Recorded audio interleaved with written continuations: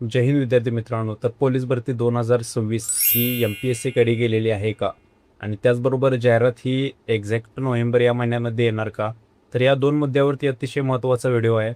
तर सर्वात पहिल्यांदा आपण हे समजून घेऊया की आतापर्यंत पोलीस भरतीची लेखी परीक्षा किंवा पूर्ण प्रक्रिया ही कोण राबवत असते. तर आपल्याला ही गोष्ट माहीत असायला पाहिजे की तर महाराष्ट्र राज्य पोलीस भरती आणि प्रशिक्षण केंद्र हे आपली पोलीस भरती राबवत असतात. त्याचबरोबर आपल्याला पूर्ण ट्रेनिंगपर्यंत पाठवण्याची त्यांची जबाबदारी असते आणि आपल्याला ह्या गोष्टी आधीपासून माहीत असायला पाहिजेत. आणि जर MPSC मार्फत जर आता परीक्षा घ्यायचं जर ठरवलं तर काय कशी कशी प्रोसेस असू शकते. तर सर्वप्रथम आपल्याला माहीत आहे MPSCचे आता बऱ्यापैकी सर्व पेपर हे सरळ सेवेचे गट अ पासून गट क पर्यंतचे सर्व पेपर हे MPSCकडे दिले जात आहेत. आणि टप्प्याटप्प्याने माझा देखील असा अंदाज आहे की आज नसेल तरी 1-2 ते 2.5 वर्षाने किंवा 1-2 वर्षांना पोलीस भरती देखील तिकडे जाऊ शकते.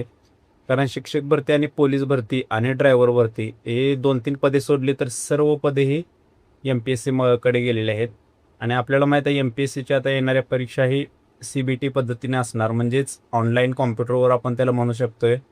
आणि वेगवेगळे नियमसुद्धा आता नियमावली ॲड झालेले आहेत MPSCमध्ये. तर ही कोणी सांगू शकत नाही की पोलीस भरती देखील MPSCकडे जाऊ शकते का? गेली तर 100% जाऊ शकते.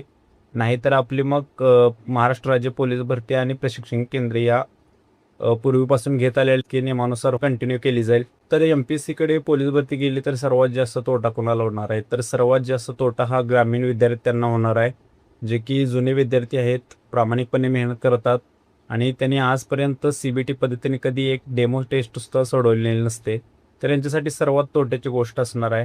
आणि जे विद्यार्थी नवीन आहेत, ज्यांनी कॉम्प्युटरवर वगैरे आधी काय टेस्ट दिलेल्या आहेत, सेंट्रलच्या परीक्षा वगैरेचा स्टडी करणारे असतील तर यांचा प्रचंड फायदा होईल. आणि पूर्णपणे 2 टप्प्यामध्ये वर्ग पडले जातील. आणि ऑनलाईन परीक्षा झाली तर त्यामध्ये आपल्याला माहीत आहे की घोटाळा वगैरे असल्या गोष्टींच्या चर्चा भरपूर असतात आणि कदाचित तो होत असेलही. परंतु ऑफलाईन टेस्ट असेल तर आपल्याला माहीत आहे की आपण प्रॅक्टिस वगैरे सगळं कागद, पेन, वहीवरती केलेलं असते आणि सगळ्यात बेस्ट सोडवण्यासाठी असेल. आणि जाहिरात बाबतीत आपण बोलूया. जर पोलीस भरती प्रक्रिया ही जर अचानक शासन निर्णय झाला आणि MPSCकडे गेली तर 100% जाहिरात डिसेंबरच्या पूर्वीच येईल. मी तर म्हणेन ऑक्टोबरपर्यंत जाहिरात येऊन जाईल. कारण MPSCचं वेळापत्रकनुसार पूर्ण त्यांची परीक्षा पद्धत ठरली जाते. जर ऑक्टोबर, ऑगस्ट, सप्टेंबरमध्ये त्यांनी जर वेळापत्रक काढलं तर ते ऑक्टोबर, नोव्हेंबरपासून पूर्णपणे तयारी सुरू करून घेतील. फॉर्म भरण्यापासून किंवा बाकी सगळी प्रक्रिया असेल ते टप्प्याटप्प्यात चालू होईल.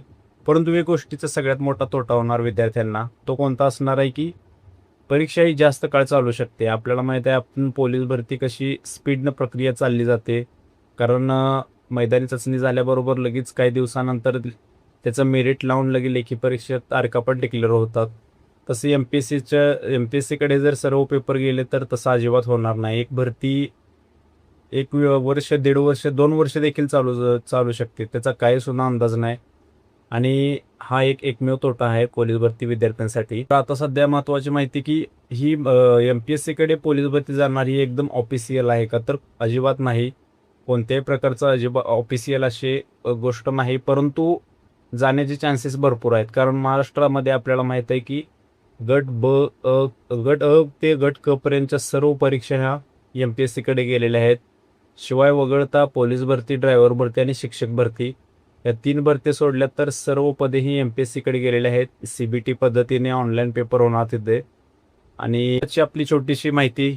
तर खरं तर हा आजचा आपला व्हिडिओ काय इतकासा इम्पॉर्टंट नव्हता, परंतु अचानक जर पोलीस भरती देखील MPSCकडे गेली तर तुम्हाला आश्चर्य वाटायला नको, यासाठी आपण हा छोटासा व्हिडिओ बनवला होता.